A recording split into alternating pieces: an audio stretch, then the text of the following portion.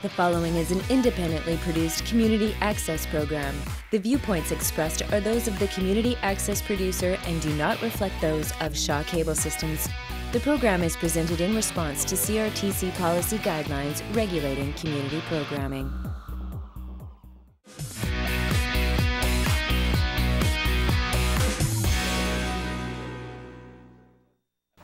My guest is Lisa Riel from Souk. Welcome, Lisa. Thank you very much. Now, Lisa, you're an artist. Yes. And I've been admiring your work at the Serious Coffee at Colwood Corners there. Do you give them your best stuff? I like to switch it up every once in a while. So yes, and you do? Yes, I do. I do. Well, I must say I really like them. And you've brought one with you? I have. Do you want me to hold it up? Just show it. Sure. Show the kind of work you do. You're very much affected by the Tofino, eh? Yes, it's a scene from Tofino. Mm-hmm. And you like painting the ocean best of all? I love the ocean and the mountains. Should I put it down Yeah. there? So you were born in Ottawa. Yes, I was. How old were you when you came to British Columbia? I was 11 years old. Yeah. Yeah. My dad was with the RCMP, so he got a transfer out to North Delta. And well, he worked in Vancouver, but we lived in North Delta, and that's where I grew up. Now, how did you get into the field of art? Well, right now, I mean, I've always... It's a hobby right now. I want it to be a full-time thing one day, but You've got a at the full-time moment, job. I do have a full-time job. What do you do? I'm a medical device sales rep. I thought that's what you might be, you know, Did you? looking at those boots of yours. What is that? What is that occupation? Well, I work with, I'm employed by a company that makes a wound therapy device, and so it's a device that's prescribed by the physician, usually the surgeon. And so I work to provide in-servicing on how to use the device and do dressing changes. So, you know, I work with the nurses and the surgeons. Is that the device that gets rid of kidney stones? No, it's not. Too bad, I've got some. So anyway, your real interest, of course, is art. It's definitely my passion. I love it. Where did you learn to be an artist? I never took any formal art schooling, so I did end up going to university for a science degree, but I've always taken art classes, and just in the past 10 years I've really started taking a lot more workshops, usually with artists that I really like because I love their style. I learn something from every artist that I take the class with, and it just inspires me to do more. Would you hold your art with you, that you have with you, to let the people to see it? Pardon me? Would you hold it up so that Sure. people can see it? And that's, of course, Tofino, eh? Yes, it is. Yeah. And that would be selling for, I suppose, $10,000 or $20,000? That would be nice, but no, it's a lot more reasonable than that. You've got to die first, eh? Yes, probably. And then I'll be rich and famous once I'm dead. How often can you get, with your busy schedule, how often can you get a painting done? It depends. Sometimes I usually just paint on the weekends, sometimes in the evenings, but I could do a painting.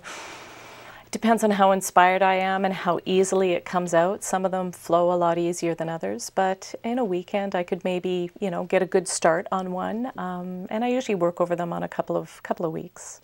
And you're always oil on canvas? It's actually acrylic on canvas. Yeah, so I've never worked in oils, but I've never tried it because I think it would be too tempting to get too detailed with all the blending. Have you tried watercolors at all? I have.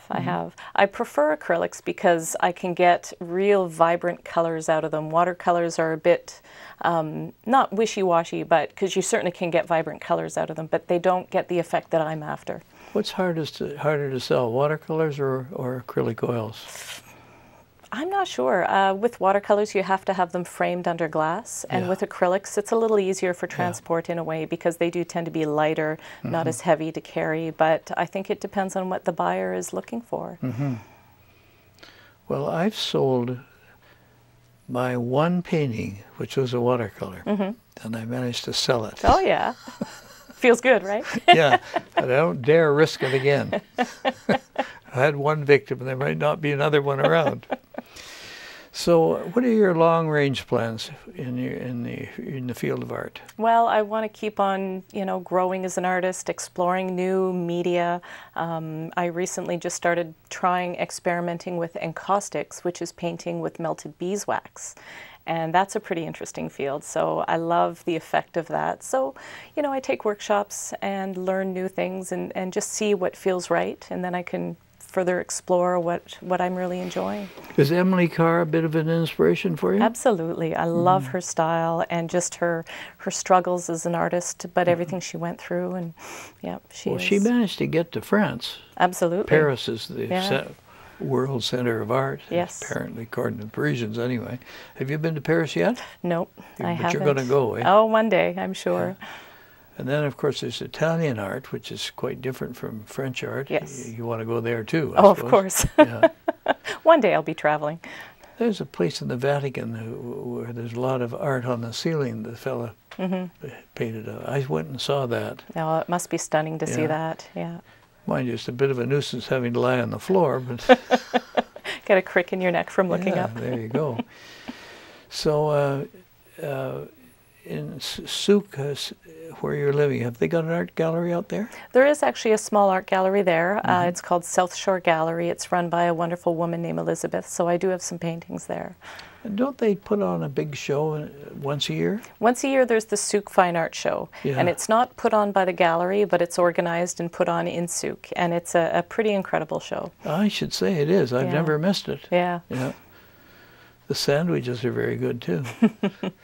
But have you put anything in yet? Yes, I had 2 of my paintings in the Souk Fine Art Show this past year. One of them was a big Tofino acrylic painting, so not this one, but a larger version. And I also had one of my encaustic, my beeswax paintings in there as well, and that was with crows. Yeah. Are you into sculpture as well? I have never tried sculpture. I have no idea if I'd be able to create a 3D version of what I have in my head, so one day I'd like to try.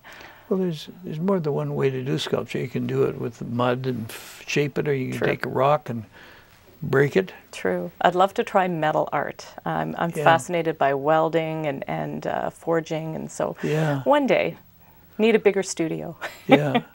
And it's expensive too. I know. Yes. I belong to the Sculptures Association, and I've only worked in the stone, but I've been impressed with these men that pour bronze into molds, and they make the molds, and I know it's such marvelous stuff.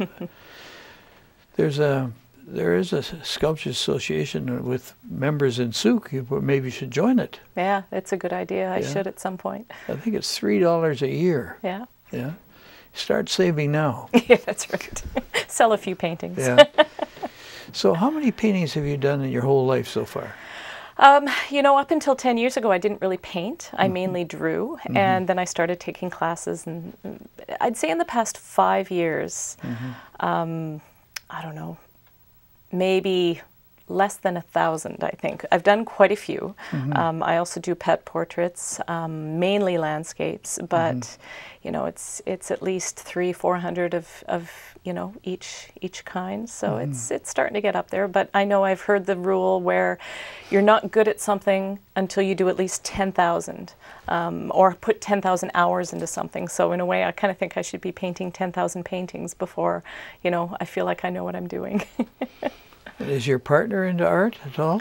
No, he's actually a painting contractor, so he paints, but he does house painting. Isn't that cute, eh? Yeah, so we're both painters, really. Yeah, isn't that funny? That's wonderful. Yeah. So as a house painter, he must be pretty active right now. Yes. A lot of these houses nowadays, they don't paint them, they put something else on them. Yeah, they varnish do. Or something. Yeah, and he does a lot of faux finishing when he works with some of the higher end renovations in town. So yeah, he really enjoys that, and he appreciates the other side of the art too. So he does a certain amount of inside painting too, eh? He prefers the inside painting. Does he? Yeah. It's very hard on your lungs. If he works with, he generally works with acrylics, but if there's any oils or any sanding, he always wears a respirator. Yeah, it is a pretty unhealthy, well, being exposed to all those chemicals can be pretty unhealthy, so. Well, during the Second World War, I was in grade 10, and I had a job for summer painting, and I must say I kept thinking to myself, this is going to kill me. Terrible. Yeah, you didn't keep it up? No, I had to go back to school. That's right. That's probably good. So, have you got any other members of your family interested in art, or are you the solo? Well, we have a pretty, creative family. My dad did teach me to draw when I was younger, and he did some oil painting. Yeah. And my mom was creative with, she loves the arts. So she was always the one that was encouraging us to do classes, whether it was ice skating or organ or music, that sort of thing. And my brother can draw quite a bit as well. And my sister's she's active singing, so she does musical theater. So, yeah. Can you play anything? Not really. I did take organ lessons when I was younger, but I wasn't that good at it, so I tended not to enjoy it. I appreciate learning music, absolutely, and same with figure skating. I loved learning those. Are you still figure skating? Oh, no. I can skate, but I don't figure skate. There's skating at the place here in Colwood on Tuesdays and Friday mornings, and I noticed the odd figure skating girl comes in and figure skates. It would be nice to see that. That's not me. These are girls about your age too that were just remembering their figure skating. That's right. Yeah. Yeah. I used to be a figure skater myself. Did you? Yeah. Oh, yeah. I used to go in those things. I used to be a clown, and my job was to fill a pail with shavings or something and pretend it was water and spray the audience. That would be fun. Yeah. So what's your long-range plans with regard to trying to go to Paris or trying to get some diplomas or something in art? Well, I'm going to try to sell as much art as I can. I'm never going to stop painting. I love it, and I just want to keep on growing as an artist and learning new things and just getting better at what I do. Do you do your own framing? I generally tend to not frame because when I paint on my paintings, you could paint the edges. Yes, of course. So I don't do my own framing, but my boyfriend has got some driftwood for me, and we haven't done it yet, but we do have a few amazing pieces that we're going to frame some of my art with. Has he got some of the driftwood that the Toritos have drilled holes through? Yes, yes. That makes a very attractive frame. Yeah, yeah. So it's just sitting there waiting for the right piece of art. Yeah. Well, I would get that boyfriend of yours working on it right away because he might lose interest. That's right. Yeah. He does want to go into artistic art, though, eh? He would love to learn metal art as well, so I think maybe one day we'll both take a course and learn, but we just need a bigger workshop to do that sort of thing with. Is that course given anywhere out in the West? Not that I know of. I mean, I'm sure there is somewhere. I'd have to look into it. I haven't researched Certainly it yet. available in downtown Victoria. Yeah. Well, I'd like to thank you for coming in and telling an appreciative audience what's happening in the world of art today. And I hope you become another Emily Carr. Only Emily didn't do well financially with her paintings, did she? Until she's passed. So thank you very much. Yeah. And I do hope that I do as well as Emily one day. Next day, buy a monkey. That's what she did. That's right. Yeah. All right, well, that's it. Thank you very much for coming in. And I am now going to interview my next guest. You're watching an independently produced community access program. The viewpoints expressed are those of the community access producer and do not reflect those of Shaw Cable Systems. The program is presented in response to CRTC policy guidelines regulating community programming. My guest is John Espley. Welcome, John. Thank you, Ron. You're the president of the Chamber of Commerce. Yeah, we actually refer to it as the chair. The chair of the chamber. The chair, yeah. Yeah. Now, how many members have you got? Victoria Chamber has roughly 1,500 members. And what do they do? I mean, what does the chamber do? Well, the chamber does many things. Of course, a lot of people are familiar with the networking opportunities we offer. There's educational opportunities for our membership. And of course, advocacy is a big part of what we do. What do you mean advocacy? Well, we connect with all levels of government, municipal, provincial, and federal, and support or create policies around issues that affect our members and affect our community.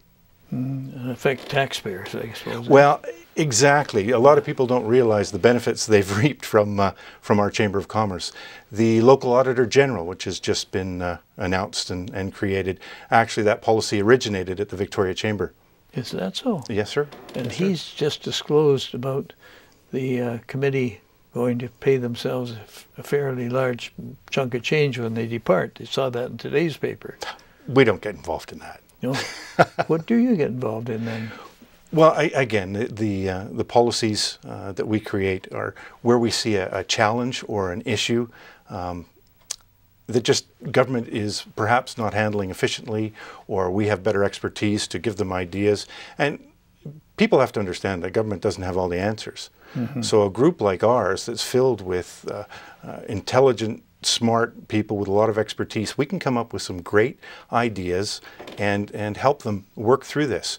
One of the things I like to say is when we meet with ministers and mayors, we don't just go there with a problem. You know, a lot of people like to just talk about problems. We go there with solutions. Give them something like, here's an idea, here's how you can solve this problem, here's another way to do something more efficiently. And we've gained a lot of credibility for that. Mm-hmm. That sounds like a more positive approach. Give me an example of one. Well, again, the local auditor general, the most recent one, the financial situation around municipalities is quite interesting. How they report is quite difficult. They don't necessarily have the same transparency as other levels of government or associations, and they do things quite differently from each other. So we thought there's a auditor general for the provincial government, for example, but why not for local government? Why not someone there to go and see how the money is being spent? Is it the most efficient? Giving them some critique.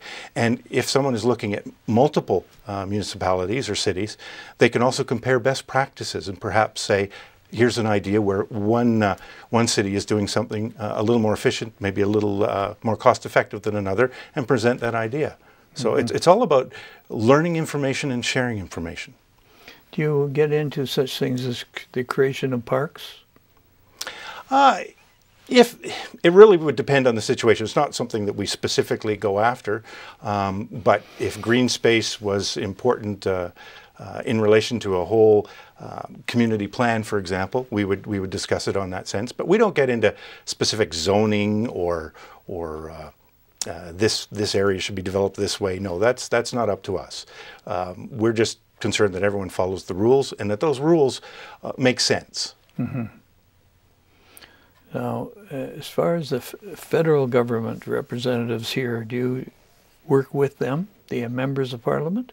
We work with every level. So I will meet with mayors, I will meet with MLAs and MPs. And in fact, when the federal government recently was working on some transportation, looking at transportation Canada-wide, the CEO of the Victoria Chamber, Bruce Carter, was called back to Ottawa to speak, to give them insights that we had. So again, that's why I'm very proud of our Chamber of Commerce. And is your chamber interested in preservation of things, like, say, the City Hall is considered the oldest in Canada? Yes, of course we are. We want to keep the heritage, and Victoria being such a wonderful community with that history that just can't be repeated anywhere. But we also want to make sure that that's handled efficiently as well, that the zoning around that is done appropriately so that it doesn't inhibit economic growth. You have to have a balance. Do you work also with markets, farmers selling their food? No. I mean, originally the Board of Trade Act, way back in the 1800s, we were responsible for grain elevators and setting the price, but no, modern chambers of commerce don't have anything to do with that. Yeah, that's true. Now, what about sporting events? Do you get into that? Oh. We get into it in the sense of a business perspective. In fact, in the past, we've even have had committees on our board all around the business of sport. We will help promote an activity or offer advice or direction to a group that's trying to promote an activity or bring a large sporting event here when it benefits the area. There's times when we're asked to support something when we look at it and it's actually going to be more cost than benefit. So we will make that comment too. We will look at every situation individually and try and highlight whatever is best for this community. And again, we have such a wide range of individuals that reach out and volunteer and have businesses all over that the expertise is phenomenal. It's wonderful to see it all come together. Do you have any Native people? Not right now. Not right now, although we do connect with First Nations just as any group would, and certainly in Victoria. that's a big part of the business community as how it relates to development and everything. So whenever the opportunity is there, we're speaking with them, of course. Well, I thought of the Chamber when I saw the native people painting those murals on the embankment all the way out into the ocean. Did the Chamber have something to do with that? No. No. It's the sort of thing they would have if it had been necessary, though, eh? Maybe. Maybe. Again, there's a lot of groups that will take care of that, and we leave it to them. And again, the art experts are the art experts. We're not going to step up and get in their way. If there was something that was good for the community and needed some support from the Chamber, that this would be something that is great for tourism or makes an area of the city that much more attractive, then we're happy to put our 2 cents in worth and to say this is worth it. How about sport? Again, sport is very important to this community. I just go back to the Commonwealth Games, for example, and the legacy that's left. And my founder, Terry Farmer, of the company I work for, was also heavily involved in that. We support sport and the organizations here, and we've supported many different bids to bring large events here. Unfortunately, we don't always get the events, as you've heard in the past, that we would like to get for Victoria. But sport is a big economic driver. It means a lot to many businesses, and that means a lot of jobs. Now, how about music and art? Yes, well, arts and culture are another important part, and taking it from a business side of things, it's necessary. I mean, you need to have many different products and commodities for people to exchange, to connect with, and arts and culture is just one of those wonderful things to do that. And certainly a fun way when you sit in, say, the performance of the symphony, or go to one of the local art galleries, Victoria Art Gallery, for example. It's beautiful to see, and when you buy that ticket or buy that painting, you're supporting the local economy as well. So we're all behind that. One of the interesting things I found was the culture of the Punjabi people. You know, their dancing is wonderful, their food is wonderful. Do you have any of those people in the Chamber? Well, in fact, it's even in one of our mottos that we're very inclusive. So anybody, it doesn't matter where you're from, what race you're from, can be involved in the Chamber. We welcome everybody. So in fact, it's nice when you get different ideas, perspectives, cultures. So again, anybody can step forward if they have a business and have a membership to get involved. Well, you encourage every cultural group. Absolutely. Absolutely. And in fact, cultural groups are, again, good for the economy. Look at things that we used to have. Unfortunately, it's not the same. But Folk Fest and other events like that draw a lot of people to the community, and again, are good for the economy. Yeah, like the Scottish thing where they play in the bagpipes. Everybody comes to. Yeah. Most recently, of course, the tattoo. Yeah. That was phenomenal. I hope to see that grow because, again, not only is it a great event, but it's good for the economy. It brings people here, people that spend money and leave it behind. That keeps people employed, keeps families going. It's important. Are you doing anything about making use of that huge building out in Saanich owned by UVic? Which building are you thinking of? Are you thinking of the tech park out there, or? No, it's a place where they can serve meals and they can sleep, they can hold conventions and so on. Somebody gave it to UVic years ago. The Chamber itself doesn't get involved in that. We work a lot with UVic. In fact, they're one of our good members and supporters, and we really appreciate that. And we really like their advice and connect with them on a lot of issues around economic development. Because they provide a lot of training. They have their tech incubators, for example, co-op students, which are so valuable to our business members. So that's sort of the level that we would connect with UVic on. Yeah, you're right about the co-op students being important. Yes, sir. And a lot of students don't even know that that is available to them as a way of getting their university education cheaply. Well, it's not really cheaply because you still pay for your education. It's just one of those requirements, and it gives you the opportunity as a co-op student to earn a little extra money as you work for a company. but also to get that experience, that real life experience. I mean, learning from textbooks is good, but it's only part of the whole scheme of things. So learning, frying pan into the fire kind of thing is a good thing as well. And co-op students are very, very important. And a lot of businesses don't honestly understand or know how many opportunities there are to involve or bring in a co-op student. It's the best job interview you'll ever do. You have this person for 6 months, say, and at the end there's no contract, they're gone. But quite often there's so many stories about that student being hired or wanting to come back to that company. It's phenomenal. It's phenomenal. What is your own training? Oh, jack of all trades, master of none. Really? Yes, yeah. I grew up actually in the food business. My family had some local small restaurants. I mentioned to you earlier, I spent a short time in the reserves. I have sold many different things. I've done a lot in sales. I even was the local examiner for the CPSA at one point. I even worked at Expo 86. There you go. There's another interesting. Yeah. You'd need a whole show to talk about that one. Right. But that's my background all over the map. I've worked for Accent Inns though for almost 25 years now. Started as a night auditor and worked my way up to now business development manager. Give me a word or two about Expo.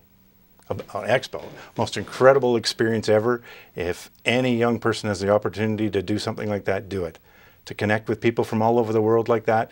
That's one thing I like about being in the tourism business, meeting people from all over the world. Yeah. It was a special time. Can you speak any languages other than English? Used to speak a little bit of French, but not anymore. It's slipping, eh? It's terrible. It's terrible. But are you wanting to learn some more languages? If I had the time, I would love to. Yeah. And I fall back on French because I do connect with a lot of people in Canada that speak French. Yeah. And it's a beautiful language when you learn. And my daughter, of course, is learning that in school. So I'm trying to pick up a little bit of the old French again. Well, thank you for coming in and outlining these matters, and I'll have to get you in again sometime. Thanks for watching. The proceeding was an independently produced community access program. The viewpoints expressed are those of the community access producer and do not reflect those of Shaw Cable Systems. The program is presented in response to CRTC policy guidelines regulating community programming.